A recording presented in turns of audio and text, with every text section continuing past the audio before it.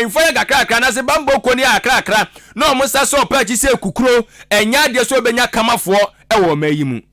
I want to reiterate, as we look ahead to the upcoming presidential and parliamentary elections in December this year, my unwavering determination to ensuring that these elections are conducted in a manner that is free, fair, transparent, and credible. Ghana has been in our generation a beacon of democracy on the African continent, and it is our collective duty to safeguard this reputation jealously. Anyone who seeks to subvert the free will of the people will be dealt with in accordance with law. No candidate or political party is superior to the will of the Ghanaian people. Government is determined to enforce strictly the law on vigilantism. Any individual or group found culpable and falling foul of the law will be made to face its full rigors. Vigilantism has no place in our democratic space, and we must all work together to ensure a peaceful and orderly election period. Arishmama eni awuti ye eye Ghana mampanyini Nana Ado Dankwa Ekufu Ado ena wo hye Ghana fo nyina abose obia kana koma tunu yem sansa fimpinu ne aduonu ena abato no eye boko. Oman Ghana mu wafi apem akradu okrumienu 1992 ena yegina article 89 ekwa kosi article 92 yegina enoso ena yeye se de be ya aban bia omanfo beto no so abaso omra emedi oman yanim no se de be ya oye bibia obenya atenetefo obenya futufo obenya wo me be hye ne nkura be hye ne den ene bibia mu ninti yegina article 89 ekwa akosi article 92 ewo Ghana amamra nimu ema yeti ekuo bi efene se Council of State na sa ekuo we no empenufo twotworo ani ntire atope ene wom empenufo bi a emra no kire se wo so mu wom bai wom mpo e wo se ade omo kan ho bi eye kane Chief of Defense Staff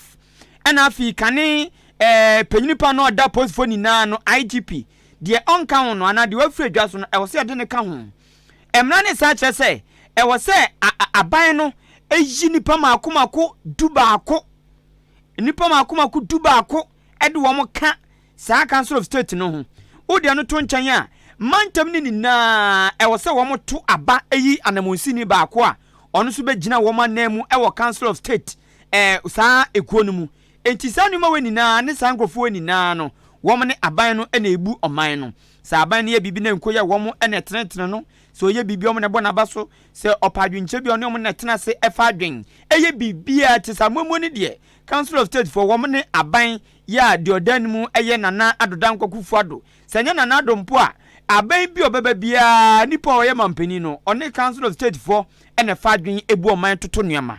na nu na ndura da kasa ho bi koso na eye movement for change orala nkojo chamaten ni movement yi ene na wo mu di nkomo a wo matu din se the great transformational plan na se ensakreya kukudu na monto pa no wo mutuo no na eno aso no orala nkojo chamaten kire se sa Council of State no ono nyame na dom na se oba obeguno he se oye mampani na yiwo se o manfo na yiwa ba o se oye ohino obeguni ni na obepamu obi obe Council of State no obetwam na sa one state na free ono orala nkojo chamaten esi otwam a ono ankasa de wofro ebeba na de ode beba eye second chamber of parliament na osi ono no second chamber of parliament no enkofo beto nsafre wo mo amoma beka sa ko we hu na ono ma fa adwen atoto nyoma aye bibia bom eye enkofo bia tese obeyi wo mesuansa no dwuma anamonsini bebem wono mo a edidem wo manamonsini ebebem wono ma akosku adure kire wo manamonsini ebebem akapintafo anamonsini ebebem wo ma edipa wo manamonsini ebebem tese ensori anamonsifo ebebem ayinfumpenfo anamonsini ebebem enti ekuo bia ne babi bia wo Ghana anum se no owura na nkojo chamaten se wo mo anamonsini ebeyi niti ewo second chamber of parliament ya no ne ye de ono ba bete ne wagu Council of State no owura nkojo chamaten eto ne nsem so na o che se ya ne sa eno beboa ama Ghana yahu de ekọ ene de ba ezanze so okofo obi a wadi dem anamonsini be kan second chamber of parliament ho a na se ade ekosu bia no no nim ti okan ya na aboa ma memo no ayefo na ayemre enti mperifo ne nkrofo beto nsafro mu nina no obehya ase afiri fam eda kosi soro obeto nsa afro obia se de be ya obia betumi aka de ha no na ode akere aban no se de be ya aban ni behu no ate ase ye na ohun hia ehia na watumi atuhu anamon ensem owura lankojo trematen kafa Council of State osu obetwam na ode second chamber of parliament abano entremu nini abolish the Council of State and establish a new second chamber of parliament with representation from key stakeholders, including the faith-based organizations, traditional authorities, professional bodies, artisanal associations, gender-based organizations, the private sector, labor unions, and then people with disability. You see, that is the truly representative government. That is what you call an all-inclusive government of national unity. The second chamber will be vested with powers of oversight over executive action. The power vested in the president by our constitution. Onipa mochi so akasa onu na eba no Denima movement for change. A osa premampani akunya wo kwantin krodimu. Oru Alan Kojo Trematin. Asema panyini kan so obegu Council of State. No kwasa betene de fa second chamber of parliament no enam so amowura ba ko no kire amanyosem wo University of Education Winneba UEW political science lecturer Dr. Isaac Brako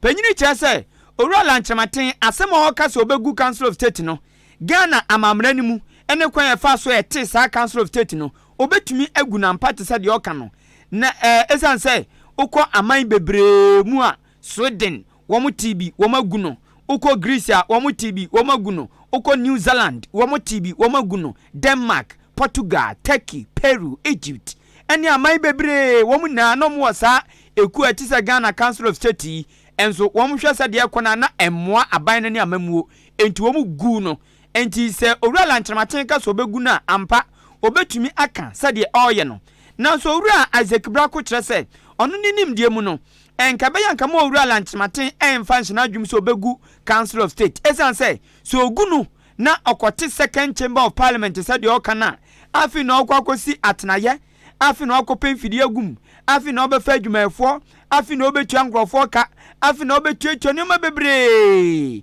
wa abra Ghana so ye wa huhiam endi so ogu Council of State na okote second chamber of parliament ono de ba no na okofa afadwumafo kotuatua aka kototo nyoma ne de aka ho esidan de ma wo mo a eno so eye ka foforo a ode beto Ghana so ezan se ye nyoma ya so kura ye huya no o sa be boka agum ento wura Dr. Isaac Brako kire se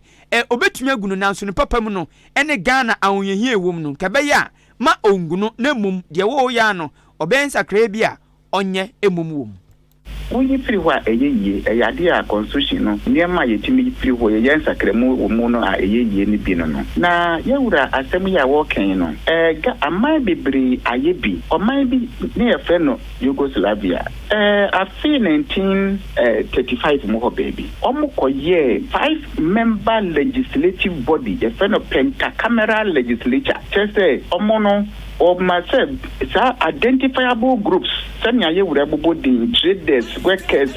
faith-based organizations no money age obi abenya representation woku no akire wo msa gu ni nyina se moa wo mo chese adwuma wo mo ye no eno a na foforo ni nyina ye fe no duplication of functions Sweden for so ye bi omokoye quadricameral legislature na 4-member house wo mo so be gu no akire yi se duplication of functions and very expensive to maintain and say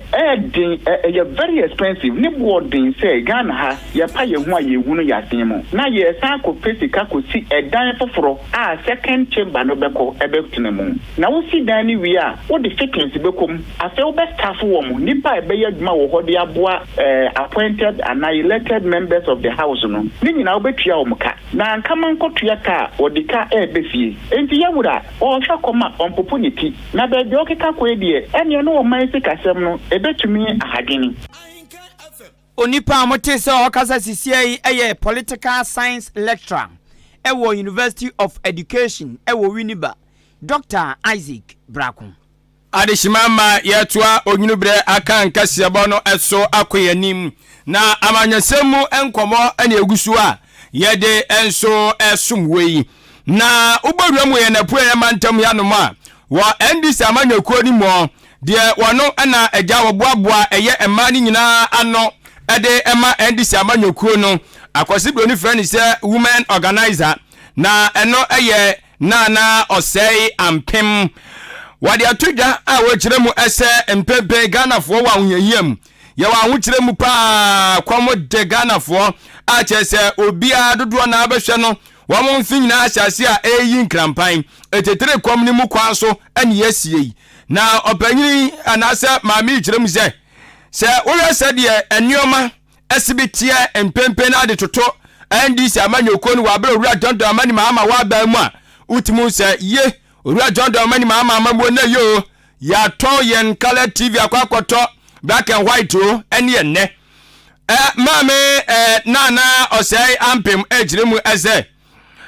na Ghana fo nim se o ye ndc fo kwani akwakofa MPP na nado dan kwa kufa ne Dr. Bomiaba na o maba ba ye o man ni ye na ye do mu bedru ye de 2 minutes wonum ensa wo chese afei ena o man gusu a esei na okwa nso esi wa no pa asem me enkoka wa no kakraka kwa no tum na efa tra o ba bi ho na wasini nyina no eyare wosem empempe obetumi akase MPP aban ade Ghana wode enu eyamonche bonkam na afi wono ase tiem ese pa aboafo na we nyina ye dipia ka mane ye wose 2024 yi wose Ghana fo enyina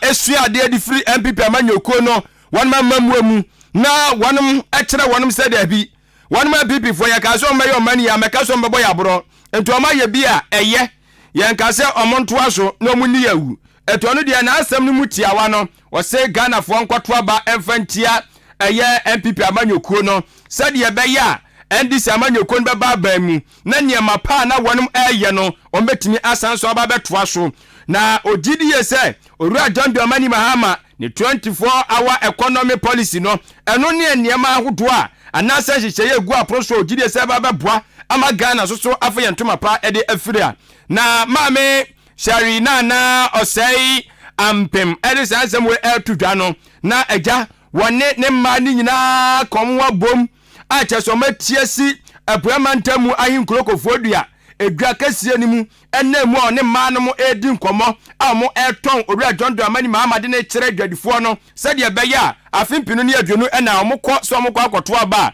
wa mo ewura mfi owura John Dramani Mahama ne NDC fo baby na oman Ghana edu no enye party na this time ye de koto aba awunyeyin na nipa wo mu no eno na ye behwe so de ato aba esan say ye ko odwo mo hu MPP fo ene omo prese ye mfa ye niema enhye wo because omo to aba na nuom ho bebre ni omo ani omo ga so om si aba na ye ntu bie ye kasa o se ne waka to yakoma so ye besa akwa akoto aba eti ene nipa hu yira no na ye nim se na ado ba na kwa ba ba gi Ghana esi ho ene wa ba be butu Ghana baby a Ghana gina sesi a ye found party awom ni ayesre obia ne se eye ebusua ntokwa na aba ye kwa akoko ye fa party se monto ne ye ngi oman ni nti ona minu mienu ye ho nto ye na do ba no na ye to dokun 1 cedi ni ye President Mahama ye incompetent and dokun ye to ni 7 cedi sata na dollar ye 4 cedis ye si ye incompetent and dollar ye 16 cedis ye si ene ma ye nka ho asem o ma kani ba ka sabo ahyo mo yem eti e no ka mo seko na ye adwin ewo ye tiri na enu achi na osei ampem edibi eto so ekere mu sei obesre eye adwadifo ne pa se eja baby otomfo ne bo pampampan no na chese ehia ne ye pa afimpino ne adwanu ennan no omo adwadifo no mahu bi se ne omo kodwam koton a atofo no wahin ye ba kura nso a se ye ba betobia aya se be ma oska aboa ye ntua ska ye giwie so wo kyena ne de abrew na chese no so ye befiri na efiri so kura se ye betua se ye na maaye etidwadifo sisi anomo aka se o ma hwe o ma setram na o ma hu se de no ma se bi ekọ to omo susu ntua na mo ese be boa wo mo se de be ya enuma be ye mre ede ama wo mo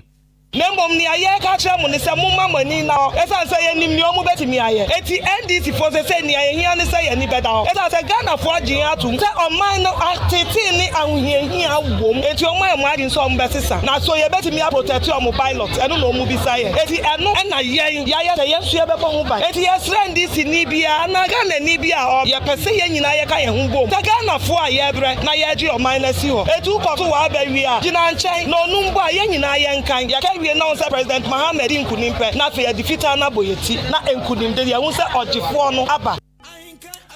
awusiafo ene a wuti yei wono eye epoye mantamu ema dom freni edema National Democratic Congress ndisi amanyoko no maame Shari Nana Osei Ampem ye toa anwume no nsia kan kase no so no wasuguso ya kase wutie ewo Ahenkan Akan what wasum papa no World Bank womunchi eni omamu womu amanone ya man bi kura pebosia womu nche no mko dwete l'argent cash kudi sika womu obi pa World Bank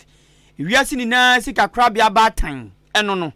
na World Bank for womu wo ade bia womu de bua enkronkro mansini ene amaya wodro na Ghana anum say the ade ba kom won so mo bibi efe no secondary cities support program na eno no ye hwe mansini bia ne modern mo so obo modern a ne de waka ho aba betodwa say Ghana anum say ni na ye wo mantem mansini no ebro beye ahenu 200 ye 200 ene akire district ne municipality no ye wo bro 200 na so ye wo mu makoma kwadua samien 33 pe a womo dasa secondary city support program yiso no ne World Bank for de na eno na bribi atwam abankra chipani no wo Brim Central Municipal Assembly urumnya for Victoria edu woma penso adwuma mo boye adwuma mo ye ya World Bank for ba behwei abra no mo hwe so ye betundi o maka wan entumi fo mo nkan won bebe ye mo nhwehwemu a ohun so Brim Central Municipal Assembly ye ya achimodan no assembly no womo bo mo modern pa nti abra kane maame Victoria edu ewo no no woma penso na World Bank for do mo eka womo din ho sesesie de mo so ma beka ho na nika sam ne se epoemantem kura de Brim Central Municipal Assembly ene dikan se ba no modern mo ene won ma yeso wo masene na womo ene dikan ena modern ma womo eboye na enu amu enam so ma womo ba besi achim oda new station mo stores yi World Bank for sa modern mo enwu sika bi enom de ba besi ma eyi achimodan ena afi uko Kumasi station na Old Premier stores ye mu sisi on mo eno so World Bank for project bia womu ye gatas wo miamia wodro bi ohwe ofie famanimu ono mo miamia wodro bebre eno so World Bank sika bia na ade wofra sa ba kura ne se eno no ye World Bank sika omo de ba be ne se womu beyi mpotem akwan na mpotem akwan womu chem se achema boabo ebenya bi achemu danso ebenya bi na azagro na mpenfo ko de asokobɔ fam ya mamre ne amane anche bia yehu asa contractors afrasi abasaita womo afri adwuma nase na sa secondary city support program ya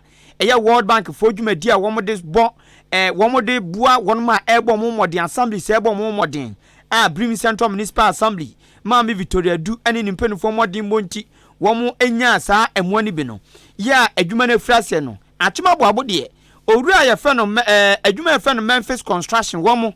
na saa kwan ya mo ye wachema boabu yi ehye wo nsa nti na no benada atwam na wotwe pepepe June bosum ne da to so dun wotwe na contractor ba site ene on be frasi achema boabu Pentecost kukure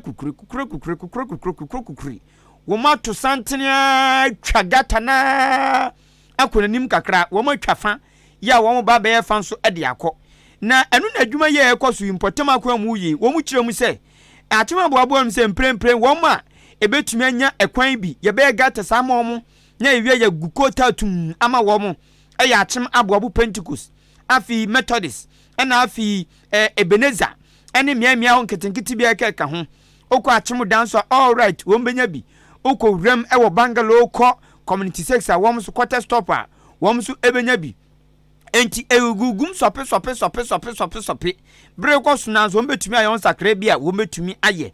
na eno no Ahenkan news ene adehye wa chemaboabo kasa se nene na wotwe pepepe ena Memphis construction by kwan so World Bank for project yom be potama kwan wo mu frase na adwuma ekoso no ede na mo ka fon na aboabofo se somue adwuma mo ye ne de sonya miani eso nananmu ani eso wo mu nipa ni eso obia ni ezan so mo se gata ma papa ne ye no u se ye gata we de enipa gata pa ne atwa ne sa no na otumu se mu nso odin etia papa enu ntinam so adehye wa chemaboabo ede abasobode kese pa ekoma Memphis construction ewadwumasoma wa frase ya oye wo mu chese adwuma no wie nanso se de wa frase no wo mu tumu se adwuma no be no correct pa nti wo mu ebo na baso na enum no mo san ka biem se adwuma ekoso yi ebe ma chemaboabo kro de nani mate papa ezanze mfie kodwo ho wo mu hu ko tada debia wo mbehu bia ache kwantempon a etwam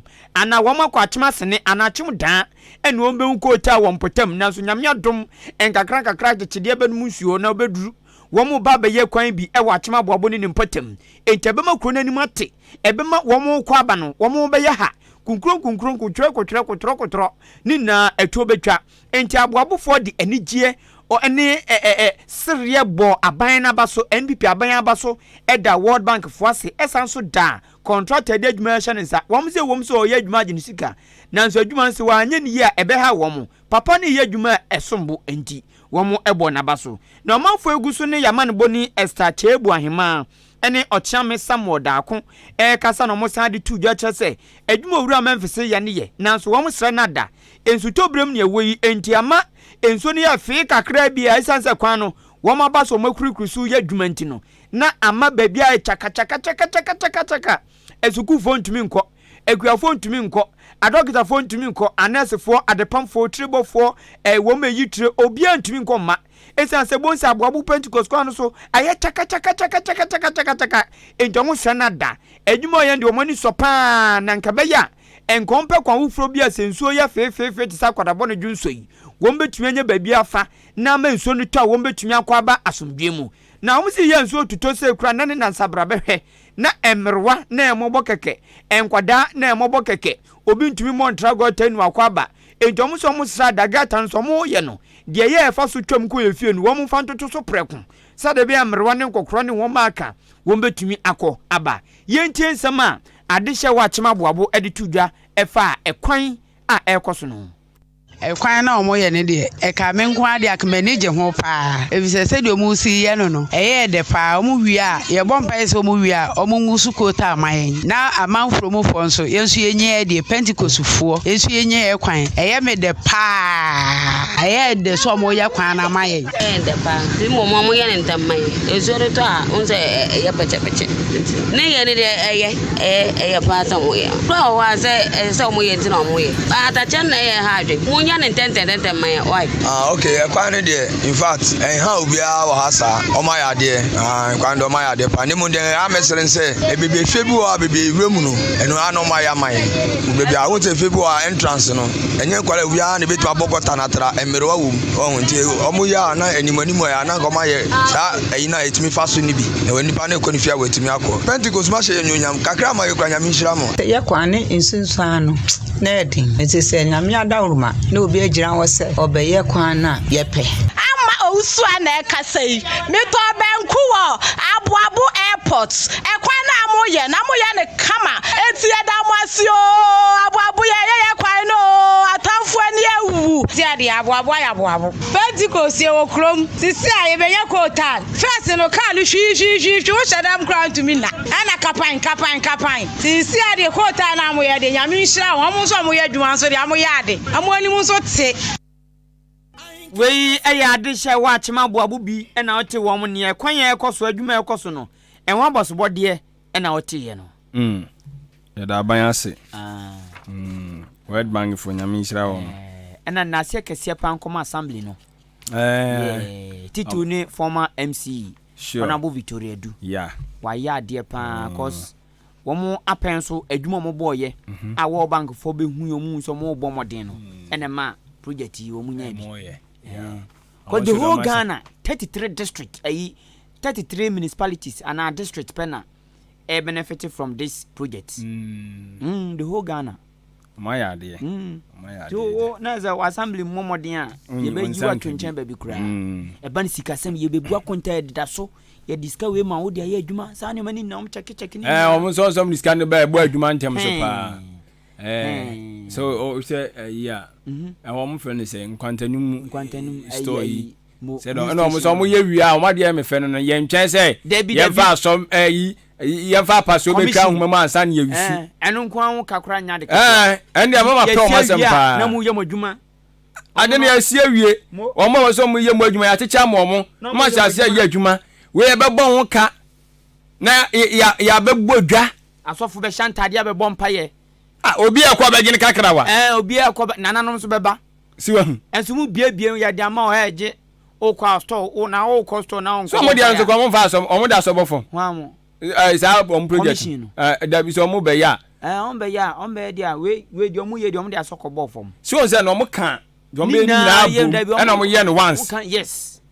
eso ebu on me yise go ka di be kwan then NP wo ma penso former MP mo penso aboabo be kate so onko kate so dia say no na so hu the territory yes yes e be ye fufura yes e be ye second time and yes I be ye twa hu we hwade aboabo all right quarters ni na om kabum na mo ye me baako abrofo de hwe aya agwaka obi say de abrocho de say be project me say ene ayi ye kan so mo mpa nyam friend say US Joe Biden US president Joe Biden what is here so they so ko bofo ma de ba besi national country tibida na me ko me say de om so mo dan yes ye wie na de ye adwuma ye krokro project se funu me say eya de anya madwum boni nti ohun ade na wo be ye no you say osa twa hu fonyini ye hu deda me so be ye because who nya adwuma nti ba ko ba pese wiase nyina to nka na wo de be to ba be nyina so be ye me na me ye wanti no wanti ye me say de madwum wa me dia se adwuma no kakura no ye sese kire wo a ya sam ketu emu sam twefo abefa na se emu nuane abefa anya sam twefo kura na fu a mu de bagu omu hyan ni mu de abai say ye ne ayeka mo e kan ko a mo ba so mo makwa mo bedidi eno so ye ka en Ghana na no ye ne ya me ho kire o ye ho se de ye adefuo bi no ye mu ye ho se ye hiafo kakra ne ye wono ye nsonso ho ne di ye preman sem saa e be de ye ho nkire yen ya semu nti o ma ya de Ahenkan FM Intertown Football Gala me ba chaw sa djuma die wei wo ye abrante bo moden se odu hu beshem sa se obi nim awieye na nkrotu a wo kotokuma mu ha aboabo odan asane manso akroso odan kwanta achiase suaduro ene abenase ne babi akasabdie yi ano koka bia Ahenkan FM se odi akwanya de ato no se sa nkrotu yi no momo aboamrantie makoma kudunwatwe a mugiri ese borbo no ewo mo na no na aja modo maba be se dwumadie yi mu to maba be si kuro na anamu na omaba be si sa akan yi na etimi enso so aboa na tie wo chese forms no wode makwa wongitaku onye simple onye ka pereba ewo so na momu no obefa forms ni wi a na se wode forms no ba na ogitum se ampa dwumadie npesam de me ho ehyem me ne memrante adu nwatwe nya ye krado se be konkoden ane no abomode no watua 300 Ghana cedis one memrante adu nwatwe no mo agege ntoboa na 300 Ghana cedis matua na mo de mo ahye dwumadie no enso so emu na tie esomfa so de no enie Ahenkan Academy wa mo abedwaku a mo de mo ni di board bo echi pa wamaboa ama nipa bebre adihye bebre wamani suade hu se wombebo ball no atimi abam ebi ebo de ma clubs atwetwe wa Ghana ha ebi nso akopie mu amanone achesenya sanketo ne ball no sika wo mu se tam nti odihye na so babi ni mbo a mentwintwa na akwa mpacho na Ahenkan FM so be hwe na agya board bontade no watimi enso ayebi de amamo kama na afi trophy so esisu no krotu a omrante ne beje no o chese eno de eyemrante du nwotwe no omone womo team managers no edea de wo mu bia ya omo dia enti eno mu asem no 0241 512 388 ena wo frage nkyeremu ebro de media ma wi so 0241 512 388 na afetimi so aboampa cho forms no de esa forms nguso a esa nti se wan kan ho ama na moto ayayo de enyewu atizo ye gwa ngba so ye twen kakra ye twen kakra obeba na asa na wani so ato nwan odi media network ada romanti o se enei obeso oboa ma adehyo mokutokum patam ya no mo efie adeyo eye mrede ma wo mo sanso so na opeso o mani kan wo no mankasa efie sanse ne no se de wiase aye hot no so odi agro na okwaka obi ni omagu waso ba yechio na se okonya asem viviriboni ya bete wo no enti wodi kasamfonyi di aba enu se ya jijiji ani ewo fie wani nkan wo so wade a sini bi a wahwe bi akama ebi so program bi koso wahwe bi akama na ja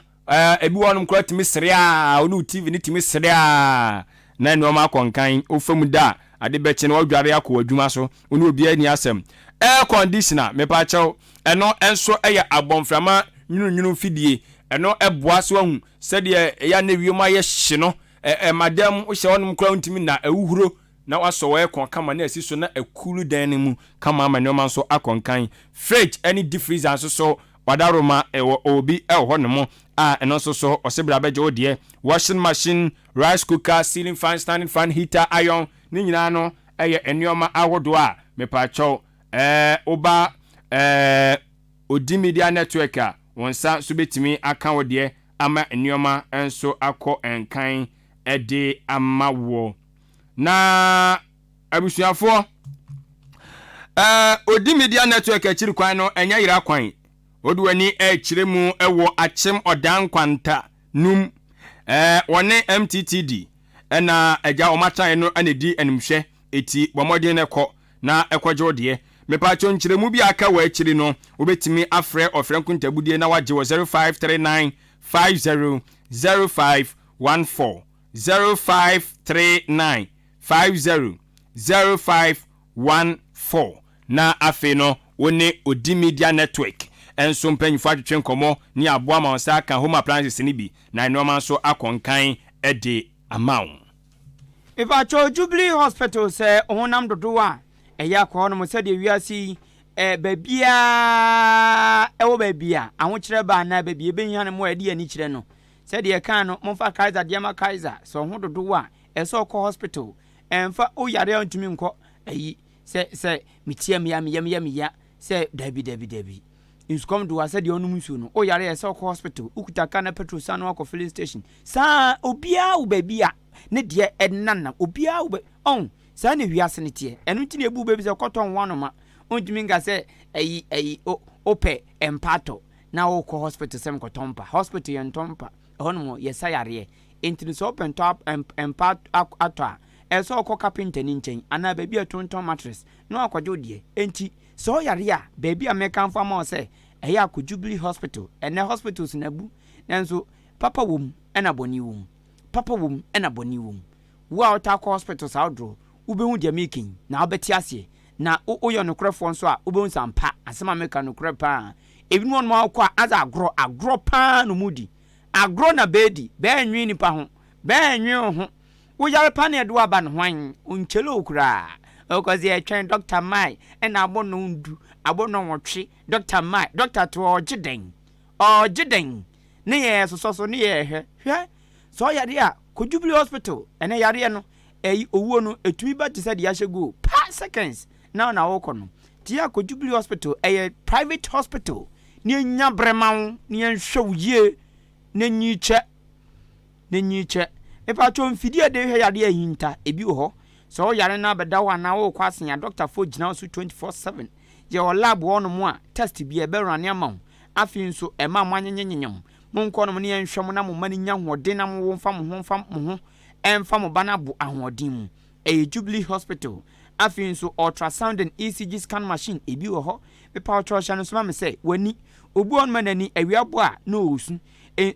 light sisu a no osu na ni tumi puru nsuo san te sɛ gyiramo a ɔnyem na eyi mpe afin so ɔnoma na so laala no na sesa na ayɛ kɔkɔ na ayɛ yellow na ayɛ green na ayɛ black na ayɛ brown aden wanhwɛ ni ya daakye ebetumi aha wani ɛyɛ akɔ Jubilee Hospital yɛwɔ eye clinic ɔnom a aniwu nnuama ne aniwu specialist ɛna wɔnom mo yɛ sɛ adwuma no yɛwɔ dental clinic ɛno nso wɔse wobɛsɛ wɔse no wopɔ ho ma ne yɛ fɛ wopɛsɛ yɛ fitaa wopɛsɛ oyiyi ho na ɛho da ɔnom fɛfɛɛfɛ obi se wohwɛ a ɛnya kɔnɔmpo one moment to say pomo penfiano and I want to kiss me. I want to kiss was so o de pekis ko ni anya osun ye ma enya wa na wa shada na wa ne sa ebu on maduane ayedie adwumaden edro edi twiese brush edi twiese ni na ka ho bi ena manipa se ho enya akono se anya akono a Jubilee zebra dental clinic won be me ho aya akono kama ma no atua ketua bi wo si bi how amount me wi udompe ko ebetu ama opese do frosi nsu a eno so problem bia ni wonom diabetes eziche yare abeto dwase ekum ni papa me pa cho emani mohu ebi ba so akɔ Jubilee ye be hwe atu ase tentem kra e de amount hypertension eno so mudi huduma yade en meka ne magyade en Jubilee Hospital for the canteen wo canteen wo mo insurance afin su ba bia muslimi for ya sorry ebi wo no fefefe ubetumi afre ala me da ya sabia no to nchen a wo mo Jubilee pharmacy opedro bi ato akɔhɔ no mo wo mo yɛ adwuma awia bre anadwo bre ahomache bre ebri bi abekɔ bia no obenya duro ato e wo Jubilee pharmacy wo mo run 24/7 wo mo bi store no yɛ ntumuda pharmacy no ene hospital no ni na e wa mantra ɔdan ne aboabo kwantempo no so obɛfrɛ 0244 575799 ana 0241 784 645 oni Jubilee for ending so afi yentoa ensem so na abusuafo ye ko atoye atifi mantamu eno aye Western North region na aye suapon ba ko eno so ebua atete aye achecherefo aye suapon friend say Seshi Yoso College of Education na odwanti wa friend say Wetiko na ochiremu se adisuafo a wonmo ewo honomo a omo aka tuna bro no mawie wonmo so anwumasua na eno ne friend se level 400 for no wo chese makoma ko bebro be se ehanum wo matomo agu eye emontene so a wo mo ye chechechirenche ade atia eye school no empanyimfo na no ana samchirefo bopira adisuafo no bi so mo se wamu ha pa no ene sen wamu kire mu se enei fiti eye level 100 wamu kwakwotre ensohwe no obon sa afei yesebi mu sohwe no esunsunsu aso no ama resource no akam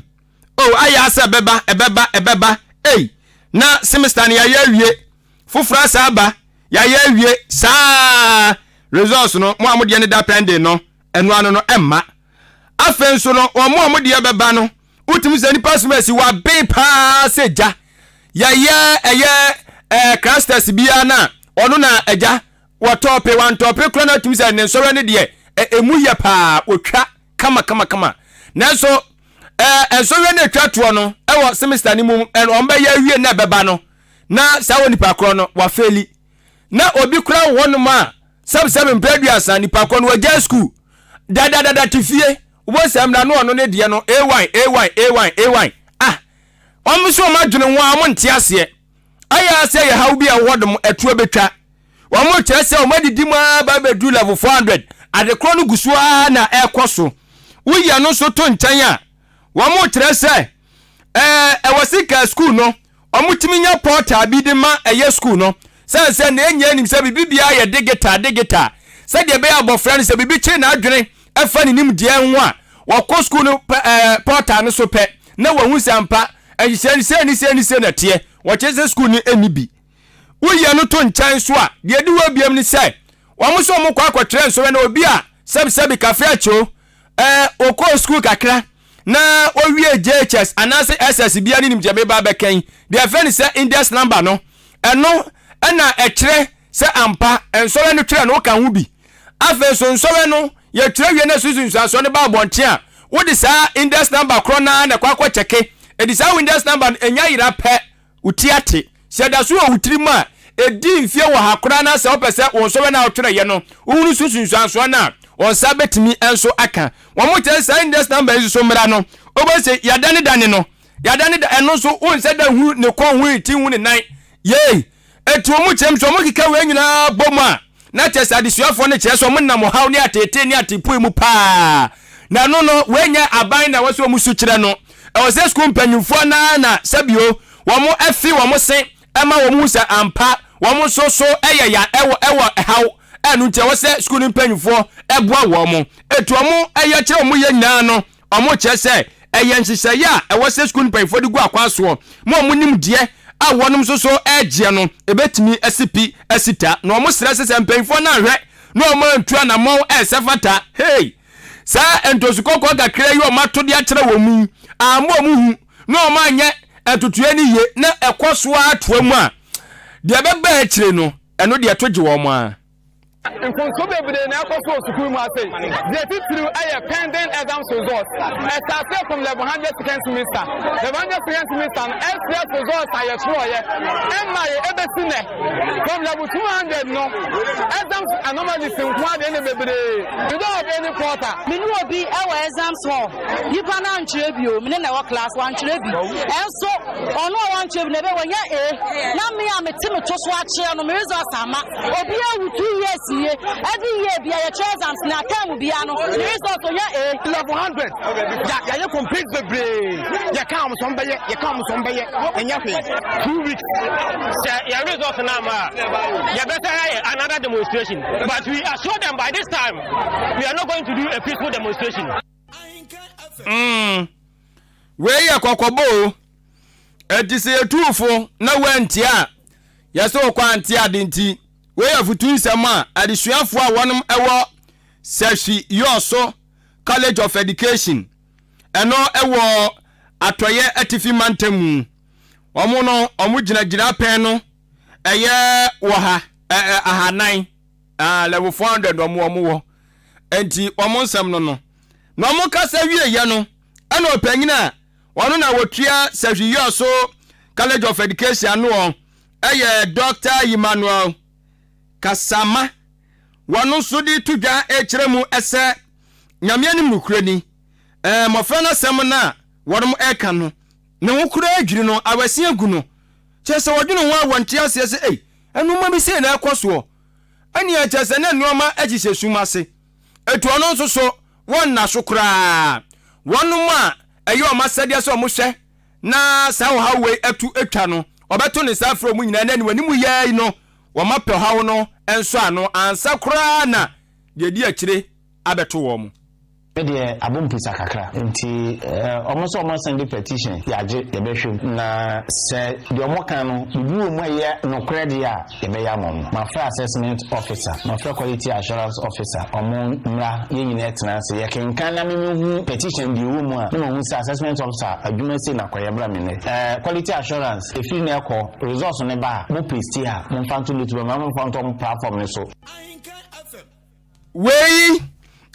principal wono ana etua Seshi Yoso College of Education ano ura Dr. Emmanuel Kasama ena otene nka no nyina wesua fama fa adwenkyere ba kumienu aba ento asoma me wia mo adwuma wanum si ame beche an adwuma pai ya me ba beche nti kosuti enko ba bia na me pacho ma me sha se wo SMS na adwenkyere aba ne de do so papa kiane kin yebekan bi ajabi yankan de a na wate asie sama me we say Ahenkan news what wasum I say the news take me basa news no afano basa and they are to bracket him I will translate na and also take as an papa because it trozo and no diffi a chamber tebi by but tebi honum no diffi boss say na maame Davi aka Gobewura and then papa original Mr. Felix and after abusiani na Esther mu na wo mu tie kase no tom so mo fili papa